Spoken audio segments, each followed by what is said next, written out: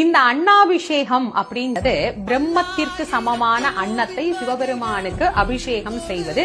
சிவபெருமானுக்கு அபிஷேகம் பண்ணக்கூடிய அந்த ஒவ்வொரு பருக்கையும் ஒரு சிவத்திற்கு சமம்.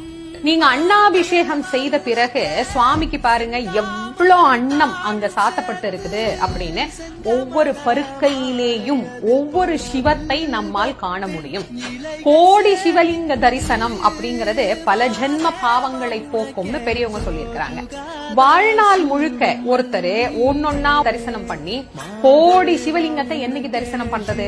அதனால சிவபெருமான் என்ன சொல்றாரு, அன்னாபிஷேகம் செய்யக்கூடிய அன்று, அதாவது ஐப்பசி மாதம் பௌர்ணமி அன்று அன்னாபிஷேகம் செய்துவிட்டு ஒவ்வொரு பருக்கையிலேயும் ஒரு சிவத்தின் ரூபத்தை நீங்கள் காணலாம். ஒரு சிவத்தை வழிபட்ட பலன் அந்த நாளில் கிடைக்கும். Download ShareChat.